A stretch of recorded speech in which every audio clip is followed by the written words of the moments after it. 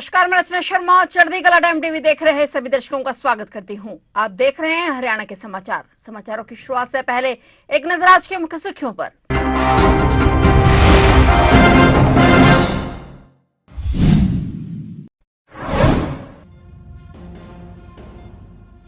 करनाल में ईडी की बड़ी कार्रवाई। ईडी ने कुर्की 50 करोड़ की प्रॉपर्टी। करनाल में ईडी की दबिश से मचा हड़कंप।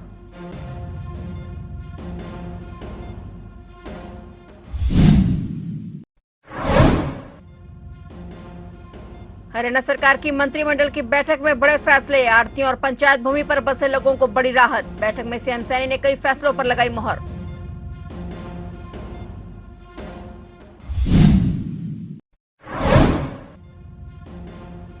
हनीप्रीत को कमान सौंपे जाने की खबरों पर लगा विराम। राम रहीम बोला, मैं ही रहूंगा गुरु। खत्म हो रही राम रहीम के डेरे में रहने की पैरोल।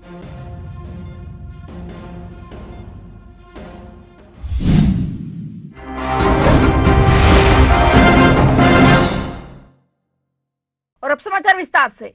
हरियाणा के करनाल में प्रवर्तन निदेशालय ने बड़ी कार्रवाई करते हुए बैंक धोखाधड़ी से जुड़े एक मामले में 50 करोड़ रुपए की संपत्ति कुर्क कर दी है। मामला Shri Harihar overseas private limited से जुड़ा है, जिसने फर्जीवाड़ा कर पंजाब नेशनल बैंक को 121.75 करोड़ का चूना लगाया। बैंक धोखाधड़ी से जुड़े इस मामले में ईडी ने एक्शन लेते हुए कंपनी की 50 करोड़ की प्रॉपर्टी कुर्क कर दी है। करनाल में ईडी की दबिश से अफरा तफरी का माहौल देखने को मिला।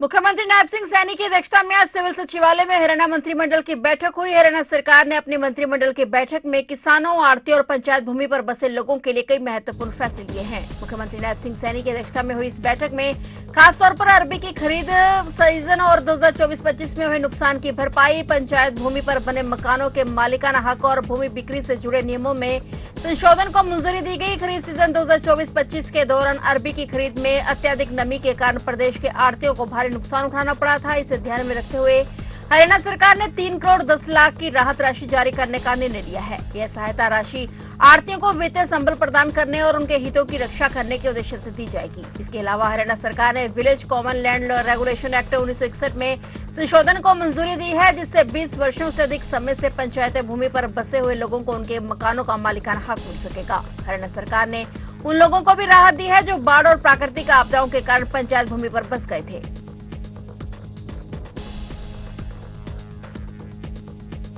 सिरसा डेरा मुखी गुरमीत राम रहीम की डेरे में रहने की पैरोल कल खत्म हो रही है। कल शाम को डेरा मुखी सिरसा डेरे से बागपत के बरनावा आश्रम में रवाना होंगे और 10 दिन डेरे में रहने के दौरान राम रहीम ने कई बयान दिए हैं। इस दौरान राम रहीम इन दिनों डेरा सच्चा सौदा में ऑनलाइन सत्संग भी किया और सत्संग के दौरान उसने श्रद्धालुओं को संबोधित करते हुए कहा कि T20 खेल और सांप पकड़ने वाले कैचर की शुरुआत उसने की है। इसके अलावा अपने ऑनलाइन सत्संग में राम रहीम कई दावे कर चुके हैं। बता दें कि पुलिस के पहरे में डेरे की सुरक्षा की गई है। किसी को भी डेरे में मोबाइल या अन्य डिवाइस ले जाने की अनुमति नहीं दी गई है। कल शाम को डेरा मुखी अपनी पैरोल के अनुसार बागपत के बरनावा आश्रम में पहुंचेंगे। वहीं डेरा सच्चा सौदा प्रमुख गुरमीत राम रहीम ने सिरसा में पैरोल अवधि समाप्त होने से पहले संगत के नाम जारी वीडियो में साफ किया है कि वह गुरु हैं, गुरु थे और वही गुरु रहेंगे। डेरे का कोई और गद्दी नहीं होगा।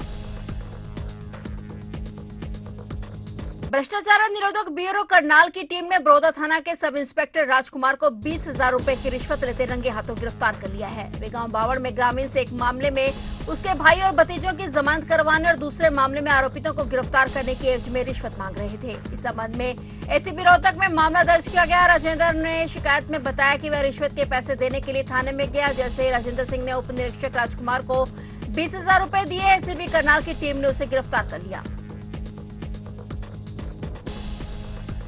अंबाला में परिवहन मंत्री अनिल विज का बड़ा एक्शन देखने को मिला। विज ने खुद अंबाला नारायणगढ़ रोड पर उतरकर बड़े वाहनों की जांच की। इस दौरान डंपर चेक किए गए और खामियां पाए जाने पर चालक को थाने जाने को कहा। इस दौरान विज बोले, आरटीओ ने नहीं सुनी, इसलिए खुद सड़क पर उतर के चालान किए। जानकारी देते हुए विज ने कहा कि जब वे राजस्थान गए थे तो वापस आते वक्त उन्होंने आरटीओ को नाका लगाने के आदेश दिए थे, लेकिन जब नाका नहीं लगा तो उन्हें खुद सड़क पर उतरना पड़ा। तो बड़े वाहनों की जांच की गई। इस दौरान सभी के डॉक्यूमेंट चेक किए गए। वही खामियां पाए जाने पर कार्रवाई के भी आदेश दिए गए और जो चालक नशे में लग रहे थे उनके भी मेडिकल के आदेश दिए हैं।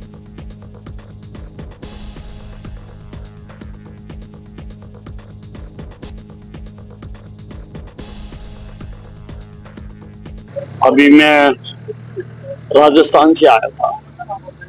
उस दिन भी मैंने आरटीए को कहा था, वहां के आरटीए को, लोगों की बहुत शिकायतें आ रही। मैंने कल भी आरटीओ साहब को कहा था कि नाका लगाओ, लोगों की रोज शिकायतें आ रही हैं कि धड़ाधड़ गाड़ियां चल रही हैं, दुर्घटनाएं हो रही हैं, नदियां खोदती, 40-40 फुट नदियां खोदती, कोई रोक टोक नहीं। तो मैं ट्रांसपोर्ट मिनिस्टर हूं, तो फिर मैं आज खुद निकला। आज मैंने खुद गाड़ियां चेक करने शुरू करी। फिर मैंने आरटीए साहब को भी बुलाया, एसएचओ को भी बुलाया, डीएसपी साहब को भी बुलाया। हमने काफी गाड़ियां चेक की, लगभग 12 के करीब गाड़ियां के दस्तावेज अधूरे पाए गए। लाइसेंस नहीं है, आरसी नहीं है, परमिशन नहीं है, मिट्टी खोद के ला रहे हैं, मिट्टी की इजाजत नहीं है। नशा किया हुआ भी लग रहा है, उसके लिए भी मेडिकल कराने के लिए भेजा है। कुछ गाड़ियां ओवरवेट भी लग रही हैं। सबको वेट कराने के लिए भी कहा है मैंने कि वेइंग मशीन पर जाकर जो गाड़ियां हैं उनकी तोल कराया जाए। ओवर साइज भी नजर आई है कुछ, हमने नापने की भी कोशिश की है कि भाई ठीक है या नहीं। मेरा कहना ये है कि मेरे होते हुए मैं सड़क पर बिना ठीक दस्तावेजों के कोई गाड़ी चलने नहीं। सिरसा से कांग्रेस की सांसद कुमारी शैलजा ने एक बार फिर से हरियाणा के मुख्यमंत्री नायब सिंह सैनी को पत्र लिखा है। इस पर शैलजा ने पत्र में नहरों के पुलिस पर सुरक्षा के लिहाज से दीवार बनवाने, रेलिंग और रिफ्लेक्टर लगाने की मांग की है। साथ ही फतेहाबाद जिले के गांव सरदारेवाला के समीप भाखड़ा नहर में गाड़ी गिरने से मरने वाले 12 लोगों के परिजनों को 50-50 लाख रुपए देने की भी मांग की है। शैलजा ने लिखा कि रेलिंग नहीं होने के चलते हादसे के मामलों में इजाफा हो रहा है और लोगों की जान जा रही है। शैलजा ने कहा कि उनके सिरसा लोकसभा क्षेत्र के फतेहाबाद के गांव सरदारेवाला के समीप एक गाड़ी के भाखड़ा नहर में गिरने से 12 लोगों की मौत हो गई। अगर सिंचाई विभाग ने लोगों की मांग पर पहले संज्ञान लिया होता तो हादसा होने से रोका जा सकता था। उन्होंने इस ओर संबंधित अधिकारियों ने कोई ध्यान नहीं दिया, जबकि लोगों ने खुद कई बार अधिकारियों को अवगत कराया था।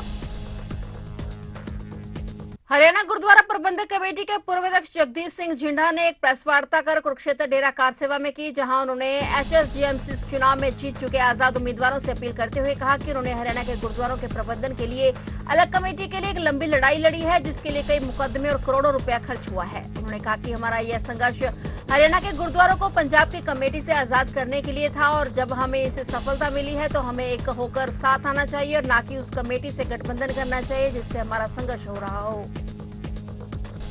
हरियाणा के सिखां दे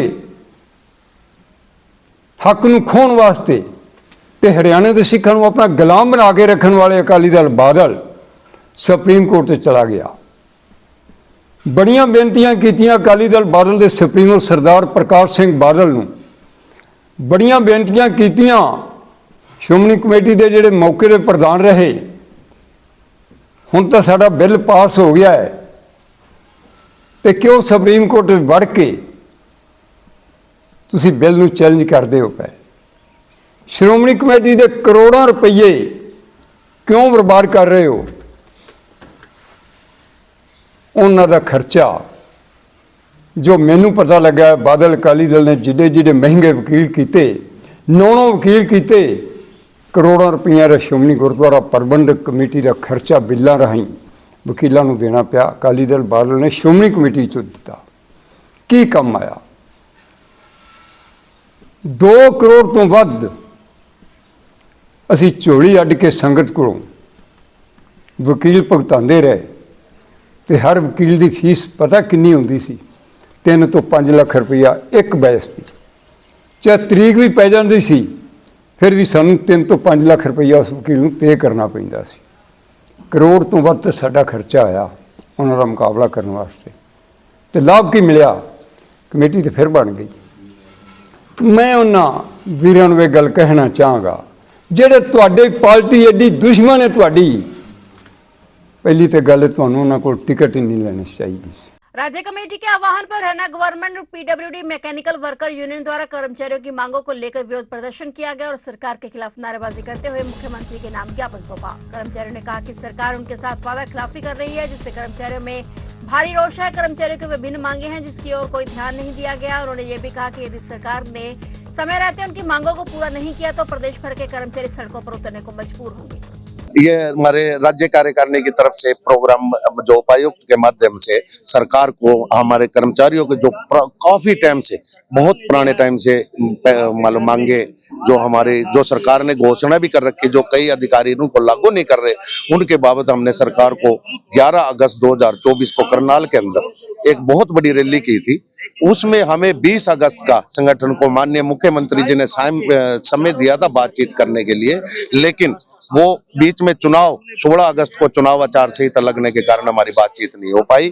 हमारी 21 सूत्रीय मांग पत्र है, हम उसको पुनः उपायुक्त के माध्यम माननीय मुख्यमंत्री से हरियाणा सरकार को भेज रहे हैं। उसमें हमारी 21 मांगे हैं कर्मचारियों की।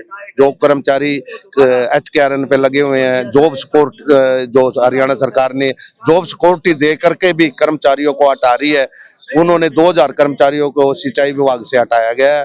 उसमें भी हम माननीय मुख्यमंत्री से अपील करते हैं ताकि उन गरीब आदमियों का 2000 वो सभी गरीब परिवार से लगे हुए हैं, सभी 4th क्लास लगे हुए हैं, उनको दोबारा से ज्वाइन करवाया जाए, क्योंकि सरकार ने वादा किया था कि हम जॉब सिक्योरिटी देंगे, लेकिन सरकार अपने वादे से पीछे हट रही है। इसलिए आज ये संघर्ष किया जा रहा है कर्मचारियों द्वारा और सरकार को चेताया जा रहा है कि समय रहते बातचीत करके उन कर्मचारियों को ज्वाइन करा दे, नहीं तो पूरा कर्मचारी सड़कों पे उतर करके सरकार के खिलाफ प्रदर्शन करेगा।